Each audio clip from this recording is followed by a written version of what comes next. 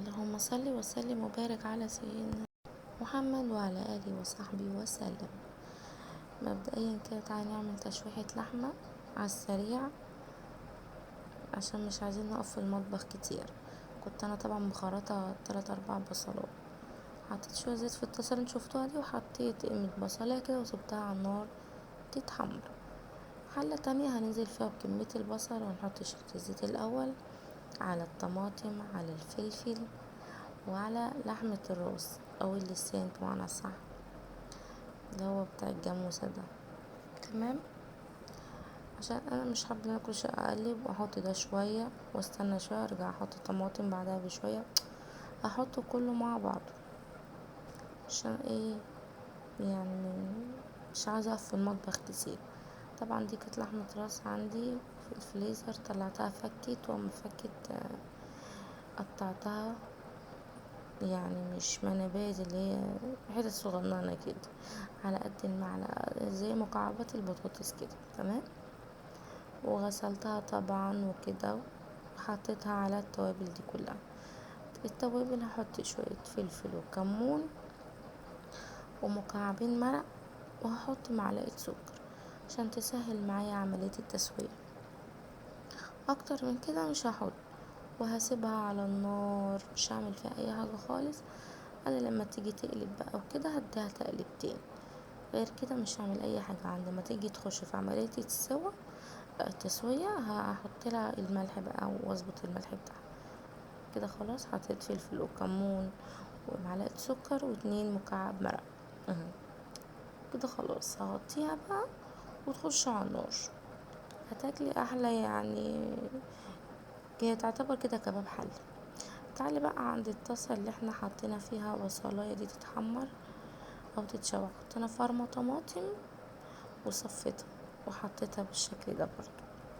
حلة كباب الحلة على النار، اللحمة اهي، والطاسة التانية فيها الصلصة. بصوا خدت هنا ايه، دبلت كده. قلت اما اقلبها، طبعا البوتاجاز بتاعي نضيف ومطفيله 14، بنضفه على طول يعني مبسيبوش وسخ خالص. وهنعمل كده بقى ايه، شوية رز بشعرية، حاجة سريعة كده يعني، منستغرقش في المطبخ اكتر من نص ساعة كده، ساعة الا ربع بالكتير. اي نعم اللحمة هتاخد معايا وقت، بس يلا مش مشكلة. هنا حطينا فلفل وكمون وملح ومكعب ماجي. تمام، وشوفي دوق الملح بتاعك برضو يا ست الكل، لقيتها دلع زودي كمان. اتسبكت شوية، نزلت ببطاطسية واحدة، يعني عارفين هي بطاطسية واحدة. انا عارفة انتوا هتقولوا دلوقتي ده انا اتجننت عشان الصلصة كتير قوي على البطاطس، بس خليكم معايا واحدة واحدة وشوفوا انا هعمل كمان ايه فيها يعني. حطيت بطاطسية واحدة بس، قشرتها طبعا وخرطتها وغسلتها، خرطتها مكعبات.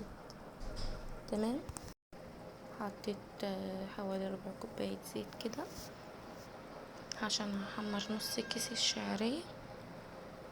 يعني انا مش حابة ان اقف في المطبخ كتير، كنت حابة ان انا اعمل رز محمر لان بيبقى طعمه جميل واحنا هنا كلنا بنحبه، بس هياخد معايا وقت وهفضل كل شوية اقلب فيه كتير كتير، فالشعرية هتنجز معايا بسرعة وعلى طول يعني.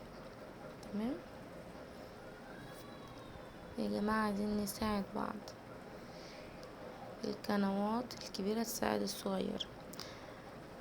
هنا بعد ما البطاطس خدت شوية من السوا او خدت نص سوا، غليت طبعا كتل المية قمت حطيته عشان لما اجي احط الكفتة. بسم الله الرحمن الرحيم. ما تتخضوش يا جماعة، انا مرضتش اشيلها من المونتاج خالص، انا قاعدة ولا بيا ولا عليا، مضلمة نور الشقة كله. تمام، وفاتحة باب الشقة ونور لي عشان في طبعا لندا قدام باب الشقة، ولا قاعدة ولا بيا ولا عليا، وفي هدوء وكل الجماعة نايمين ومتفلو 14. لقيت حاجة اترزعت زي ما انتوا سمعتوا كده، انا مرضتش اشيلها في المونتاج، اتخضيت قلت وانا اتخض لوحدي لازم اخدكم معايا. تقريبا كده انا خلاص الصلصة بعد ما البطاطس فيها استوت، حطيت الكفتة والرز الشعرية خلاص خلصت، وحطيت له برضو المية ومكعب ماجي وملح، وسيبتها لحد ما استوت خالص. ما بقلبش الرز نهائي، لما بتشرب بوطي عليه خالص، وبرضه ما بقلبوش خالص. طالما حطيت المية خلاص ادغس فيه بس كده المعلقه، شوف استوى تمام، ما استواش اسيبه لسه شويه. تمام. و هنفضي الاكل اهو. طب مش عايزه اقول لكم احنا جعانين قد ايه الصراحه يعني. شويه كفته عسل عسل عسل بامانه، تسلم ايديها الحاجه اللي عملتهم، ماما بجد. ودي كباب الحله، اي نعم لسه بتاخد سوا، بس احنا جعانين هنعمل ايه يعني. هي كده الى حد ما حلوه تمام، بس انا عايزه اسيبها تستوي اكتر، فاهمين انتوا؟ يعني انا بغرف منها وهي لسه على النار، هي استوت بس احنا عايزينها تستوي اكتر. وما تنسوش تعملوا لايك، واللايك يا جماعه بيزعلكوا ولا ايه؟ باي.